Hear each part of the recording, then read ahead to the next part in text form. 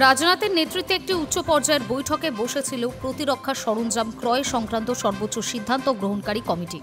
সেই বৈঠকে ঠিক হয় ৮৭টি সশ্রয় ড্রোন কেনা হবে। এই ড্রোনের জন্য বিদেশি কোম্পানির সঙ্গে চুক্তি করবে একটি ভারতীয় প্রতিরক্ষা কোম্পানি। সেই ড্রোনগুলি তৈরি হবে ৬০% দেশীয় উপকরণ দিয়ে। মাঝারি পাল্লার দীর্ঘ সহনশীলতা সম্পন্ন এই সশস্ত্র ড্রোনগুলি ভারতের জন্য খুবই গুরুত্বপূর্ণ বলে মনে করছেন সামরিক বিশেষজ্ঞরা। বর্তমানে যে কোনো যুদ্ধ বা সংঘাতে গুরুত্বপূর্ণ ভূমিকা পালন করছে ড্রোন। তার চাহিদাও বাড়ছে দিনে দিনে। অপারেশন সিন্দুরের সময় এই সশস্ত্র ড্রোনের প্রয়োজনীয়তা বুঝেছে ভারতের ৩ সেনাবাহিনী। ভারতের সশস্ত্র বাহিনীর আশা, নতুন ম্যাল ড্রোন আরও উন্নত মানের হবে, যা শত্রুর ঘাঁটিতে হামলা করে ফিরে আসবে।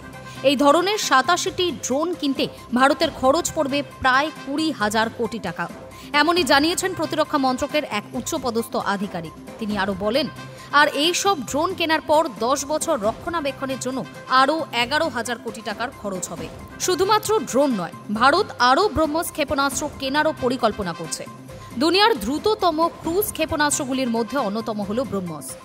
রাশিয়ার সঙ্গে যৌথ উদ্যোগে এই সুপারসনিক ক্রুজ ক্ষেপণাস্ত্রটি তৈরি করেছেন এই দেশের প্রতিরক্ষা গবেষকেরা। এর ৪টি মূল শ্রেণী রয়েছে: যুদ্ধজাহাজ, ডুবোজাহাজ, যুদ্ধবিমান এবং স্থল বাহিনীর লঞ্চার থেকে শত্রুর ওপর ব্রহ্মস ছুটতে পারে সেনা। ক্ষেপণাস্ত্রটির নকশা তৈরিতে হাত রয়েছে দেশের প্রতিরক্ষা গবেষণা সংস্থা DRDO এবং মস্কোর NPO মাশিনোস্ট্রোয়েনিয়ার। ভারত এখন আরও ১১০টি বেশি ব্রহ্মস অস্ত্র ভাণ্ডারে যুদ্ধ করার সিদ্ধান্ত নিয়েছে। তাতে অনুমোদন দিয়েছে প্রতিরক্ষা মন্ত্রক। Hi News network.